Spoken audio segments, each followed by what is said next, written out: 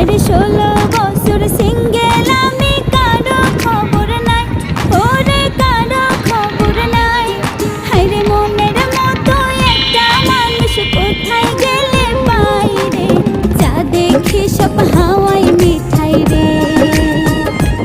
আমার মনে অনেক জ্বালা রে, মনে অনেক জ্বালা রে, এই দেশে সিঙ্গেল পোলা নাই রে।